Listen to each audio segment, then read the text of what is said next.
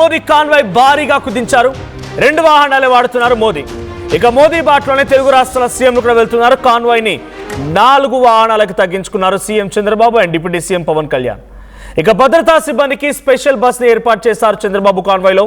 ఇక తన కాన్వాయ్ కూడా తగ్గించాలని సీఎం రేవంత్ రెడ్డి అధికారులను సూచించినట్టు తెలుస్తోంది. 4 లేదా 5 వాహనాలకే తన కాన్వాయ్ని కూడా పరిమితం చేసుకునే అవకాశం ఉంది ముఖ్యమంత్రి రేవంత్ రెడ్డి. దేశంలో అసలు ఏం జరుగుతోంది? ఫ్యూయల్ క్రైసిస్ భారీగా పెరగబోతోందా? అంటే ముఖ్యమంత్రులు, ప్రధానులు, డిప్యూటీ ముఖ్యమంత్రులు, మంత్రులు అందరూ తమ కాన్వాయ్ని తగ్గించుకుంటున్నారు, వాహనాలని తగ్గించుకుంటున్నారంటే ఏకంగా మోదీ ఏమన్నా మాట్లాడుకొచ్చారు. బిఫోర్ అండ్ ఆఫ్టర్ విజువల్స్ మనం చూస్తున్నాం. బిఫోర్ విజువల్ చూడండి, చంద్రబాబు కాన్వాయ్లో ఎన్ని వాహనాలు ఉండేవనేది. సో బిఫోర్ విజువల్ చూస్తూ ఉంటే అది మోదీకి సంబంధించినటువంటి వాహనాల సంబంధించి విజువల్ అది. సో ఒకప్పుడు ఆయన వాహనాలు 40-50 వాహనాలు ఉండేవి. ఆయన కాన్వాయ్లో 40 నుంచి 50 వెహికల్స్ ఉండేవి. ఇప్పుడు కేవలం 2 అంటే 2. ముందొక వెహికల్ వెళ్తోంది, వెనకాల ఇంకో వెహికల్ వస్తుంది. 2 వాహనాల్లోనే ఆయన బయటికి వెళ్తూ ఉన్నారు. అయితే చాలా భారీ స్థాయిలోనే వాహనాల్ని తగ్గించుకున్నారు ఆయన. సో ఇవన్నీ కూడా క్రైసిస్, ఫ్యూయల్ క్రైసిస్ రాబోతోందా? దానికి సంకేతాలేనా? డైరెక్ట్గా బంగారం కొనొద్దంటున్నారు, ట్రావెల్స్ బంద్ చేయాలంటున్నారు. అబ్రాడ్కి లేకపోతే ఇతరత్ర టూర్స్ అండ్ ట్రావెల్స్ బంద్ చేయాలంటున్నారు. కంట్రోల్డ్గా మీరు డబ్బులు వాడుకోవాలంటున్నారు. ఆ తర్వాత వాహనాల్ని కూడా తగ్గించుకోవాలనుకుంటున్నారు. పెట్రోల్, డీజిల్ వాహనాల్ని కూడా మీరు వినియోగాన్ని తగ్గించుకోవాలని చెప్తున్నారు. ఇదంతా కూడా త్వరలో భారతదేశంలో ఎదురు కాబోయే క్రైసిసేనా? భారతదేశంలో ఫ్యూయల్ క్రైసిస్ రాబోతోందా?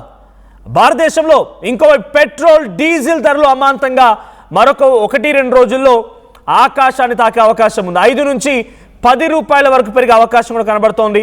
వాటన్నిటికీ సంకేతాలు ఇప్పుడు మనకు చాలా క్లియర్గా వాళ్ళ కాన్వాయ్ని తగ్గించుకోవడం, వాళ్ళకి సంబంధించినటువంటి వాహనాలని తగ్గించుకునేటువంటి అంశాలను మనం చూడొచ్చు.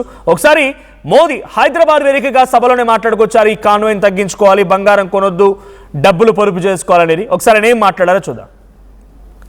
साथियों, आज जो संकट है उसमें हमें विदेशी मुद्रा बचाने पर भी बहुत जोर देना होगा, क्योंकि दुनिया में पेट्रोल, डीजल इतना ज्यादा महंगा हो गया है, पहले से कई गुना ज्यादा कीमतें बढ़ गई है. तो हम सबका दायित्व है कि पेट्रोल, डीजल की खरीद पर जो विदेशी मुद्रा खर्च होती है, पेट्रोल, डीजल बचाकर हमें वो मुद्रा भी बचानी है. साथियों పెట్రోల్, డీజిల్ ఇప్పుడున్నటువంటి సంకటం, ఈ సంకటంలో పెట్రోల్, డీజిల్ని కొంత వినియోగంని తగ్గించాల్సిందే, ఇది ఆయన చెప్తున్నమాట. అయితే ఇప్పుడు ఇవన్నీ కూడా సంకేతాలు. సో మొన్నే 5 రాష్ట్రాల ఎన్నికలు అయిపోయాయి. అందరం ఊహించినట్టుగానే పెట్రోల్, డీజిల్ ధరలు పెరగబోతున్నాయి. ఇట్స్ ఫర్ షూర్ పెరుగుతాయి.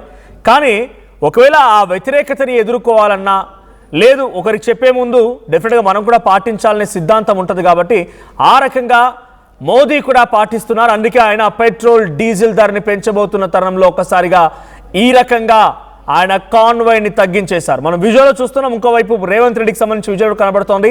రేవంత్ రెడ్డి కూడా తమ కాన్వాయ్ని తగ్గించుకోవాలని నిర్ణయించినట్టు తెలుస్తోంది. 4 వాహనాలకే పరిమితం చేయాలనుకుంటున్నారు. అటు ఇప్పటికే ఏపీ సీఎం చంద్రబాబు కూడా తన వాహనాల్ని, కాన్వాయ్ని 4 వరకే పరిమితం చేసుకున్నారు. డిప్యూటీ సీఎం కూడా 4 వాహనాలనే వాడుతున్నారు. మరికొంతమంది మంత్రులు కూడా ఇప్పటికే తగ్గించుకున్నట్టు తెలుస్తోంది. ఏదేం జరిగినా ఈ స్థాయిలో క్రైసిస్ వస్తుందా అనే అనుమానాలు రావడానికి ప్రధాన కారణం వాళ్ళ కాన్వాయ్ని తగ్గించుకోవడం, వాళ్ళ యొక్క వాహనాన్ని, కాన్వాయ్ సంఖ్యను తగ్గించుకోవడంతో ఇది డెఫినెట్గా కన్ఫర్మ్ అయినట్టుగా అంతా భావిస్తున్నారు. సో ఒకసారి మా ప్రతినిధి కృష్ణమోహన్ సిద్ధంగా ఉన్నారు. కృష్ణమోహన్, ప్రధాని, ముఖ్యమంత్రులు, మంత్రులు అంతా తమ కాన్వాయ్లోని వెహికల్స్ తగ్గించుకుంటున్నారు. ఇది ముమ్మాటికి క్రైసిస్ ఉందనేటువంటి సంకేతం ఇస్తోంది.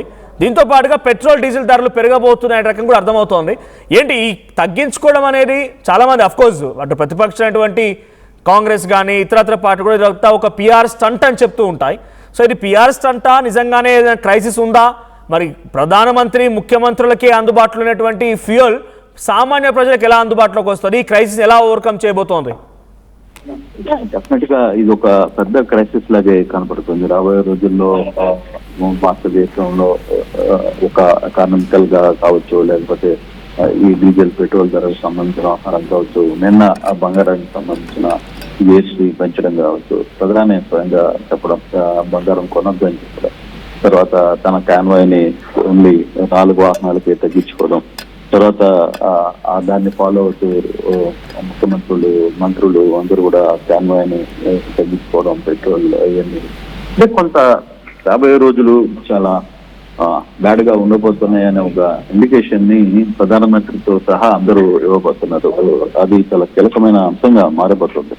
మనం క్యాజువల్ గా ఏదో ఇది ఒక స్టెంట్ అనుకోవచ్చు, లేకపోతే స్టెంట్ అనుకోవచ్చు అని కాదు. అసలు వాస్తవ పరిస్థితులే భారతదేశ పరిస్థితులు కేవలం ఒక రాష్ట్రానికి ఇంకో రాష్ట్రానికి సంబంధించిన వ్యవహారం కాదు. మొత్తం పరిస్థితులు తారుమారు కాబోతున్నాయనే ఇండికేషన్స్ క్లియర్ గా కనపడుతున్నాయి. ఎక్కడికక్కడ మన గారిని చూసుకుంటే నిన్న మోడీ చేసిన ఒక్క ప్రకటనతోనే మొత్తం వ్యాపార వర్గాలు మొత్తం కూడా స్తంభించిపోయాయి. ఒకసారిగా షేర్ మార్కెట్ మొత్తం కూడా దాదాపుగా 1,60,000 కోట్ల రూపాయలు ఒకసారిగా కుదేలన్నాయి. సో ఇటువంటి సిచ్యువేషన్స్ కొంత డేంజర్ బెల్స్ ని మోగిస్తున్నాయి.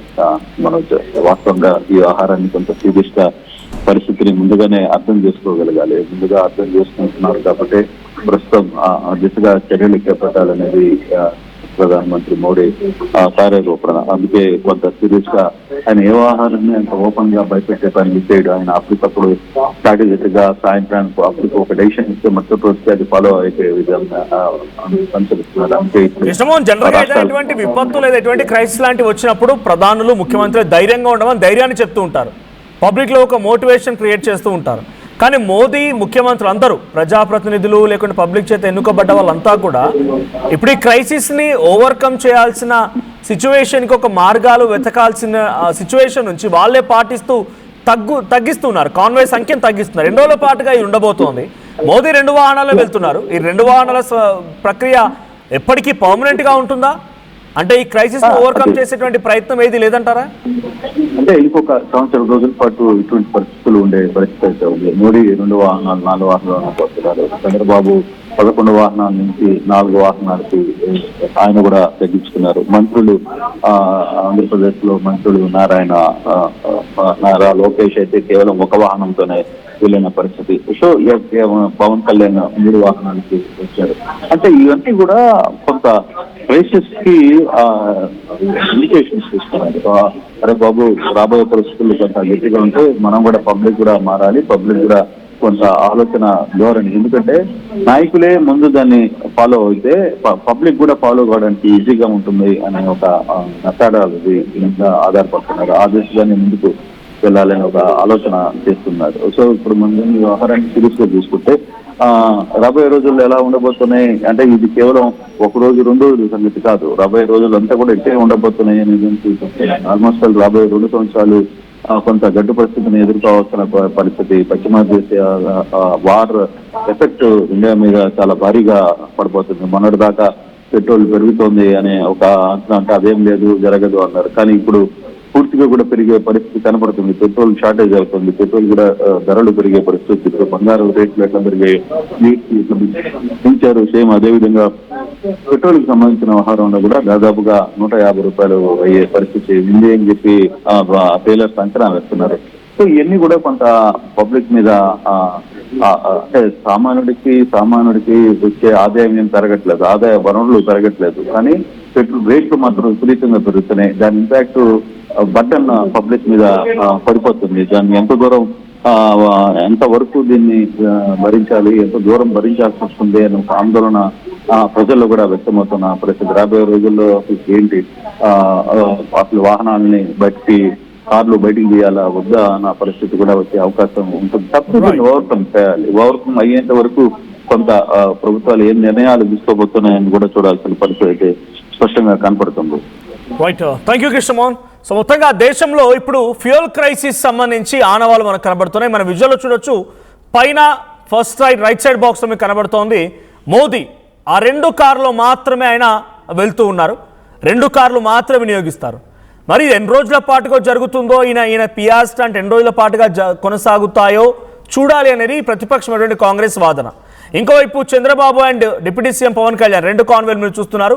లాస్ట్లో మీకు కనిపించేది చంద్రబాబుకు సంబంధించిన కాన్వాయ్, 4 వాహనాలకే తన కాన్వాయ్ని పరిమితం చేసుకున్నారు. ఇటు పవన్ కళ్యాణ్ కూడా కేవలం 3 కార్లకే తన కాన్వాయ్ని పరిమితం చేసుకున్నారు. 3 కార్లు మాత్రమే వెళ్తున్నాయి. ఆ విజువల్ మనం చూడొచ్చు. Yes, so 4 vehicles, so Pawan Kalyan 4, Chandrababu 4, అటు మోదీ మాత్రం 2 కార్లలో వెళ్తున్నారు. ఈ దిశగానే అటు రేవంత్ రెడ్డి కూడా ప్రయత్నం చేస్తున్నారు. రేవంత్ రెడ్డి కూడా తన కాన్వాయ్ సంఖ్యని 2 లేదా 4కు పరిమితం చేసుకోవాలంటే ఆయన కూడా ఆలోచిస్తున్నట్టు తెలుస్తోంది.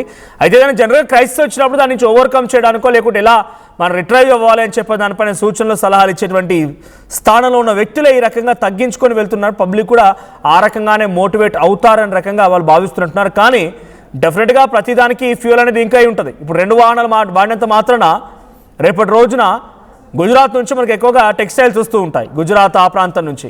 సో అక్కడ నుంచి టెక్స్టైల్ వచ్చేది అయితే మనకు బై గూడ్స్ ఆర్ ఎనీ కంటైనర్లా వస్తూ ఉంటాయి. ఆ ధర దగ్గర కదా. ఈయన మోదీ గారు డైరెక్ట్గా ఆయన కాన్వేలో ఉన్నటువంటి వాహనాలు తగ్గించుకున్న ఫ్యూయల్ క్రైసిస్ వచ్చిందనంటే అక్కడ నుంచి వచ్చేటువంటి టెక్స్టైల్స్ ధరలు పెరిగితే ఈ కూరగాయల ధరలు పెరిగిపోతాయి. ఇన్ఫ్లేషన్ అనేది కామన్. మహా అయితే పబ్లిక్ వినియోగించేటువంటి వ్యక్తిగత వాహనాల్లో మాత్రం కొంత పొదుపు వచ్చేమో ఆయన ఇన్స్పిరేషన్ తీసుకుంటే, కానీ ఇన్ఫ్లేషన్ మాత్రం తగ్గదు. దానికి ఇన్ఫ్లేషన్ తగ్గుముఖం పట్టే రకంగా నిర్ణయాలు తీసుకోవాల్సిన వ్యక్తే డైరెక్ట్గా ఆయన తనంతట తానే నేను తగ్గించుకున్నాను, నా యొక్క వాడకాన్ని తగ్గించుకున్నాను, నేను కార్లు వాడలేదు, మీరు కూడా వాడడం మానేయండి అని చెప్తున్నట్టు కనబడుతోంది. సో ఇన్ఫ్లేషన్ రాకుండా అడ్డుకునే మార్గాల్ని ఎంచుకోవాల్సిన ప్రధాని తనే స్వయంగా దానికి లోబడి పనిచేస్తున్న రకంగా పబ్లిక్ మాట్లాడుకుంటున్నారు. సో మీ అభిప్రాయం ఏంటి? కాన్వే సంఖ్యను తగ్గించినంత మాత్రాన ఇండియా ఈజ్ డెవలపింగ్ కంట్రీ నుంచి ఇండియా డెవలప్డ్ కంట్రీ వరకు వెళ్తుందా? ఇన్ఫ్లేషన్ తగ్గిపోతుందా? పావర్టీ కింద ఉన్నటువంటి జనమంతా కూడా పావర్టీ ఎబోవ్ పావర్టీ అయిపోతారా? సో మీ అభిప్రాయం ఏంటి? కామెంట్ చేయండి. సో ఒకసారి గతంలో మోదీ ఏం మాట్లాడారో చూద్దాం. साथियों, आज जो संकट है उसमें हमें विदेशी मुद्रा बचाने पर भी बहुत जोर देना होगा, क्योंकि दुनिया में पेट्रोल डीजल इतना ज्यादा महंगा हो गया है, पहले से कई गुना ज्यादा कीमतें बढ़ गई है. तो हम सबका दायित्व है कि पेट्रोल डीजल की खरीद पर जो विदेशी मुद्रा खर्च होती है, पेट्रोल डीजल बचाकर हमें वो मुद्रा भी बचानी है. साथियों,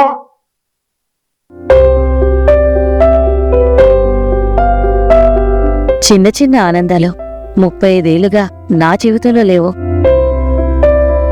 35 ఏళ్లుగా నేను డైపర్లలో బ్రతికాను. 6 సెంటీమీటర్ల ఫిస్టులా నా మూత్రాశయంలో లీకు కారణమైంది. ఎవరూ నాకు సహాయం చేయలేకపోయారు. ఏఐఎన్యూలో వైద్యులను కలిసే వరకు. అక్కడ వారు రోబోటిక్ శస్త్రచికిత్సతో నాకు పరిష్కారం ఇచ్చారు. వారు నా ఆత్మవిశ్వాసాన్ని కూడా తిరిగిచ్చారు. Precision care makes it possible. The Center for Robotic Surgery at AINU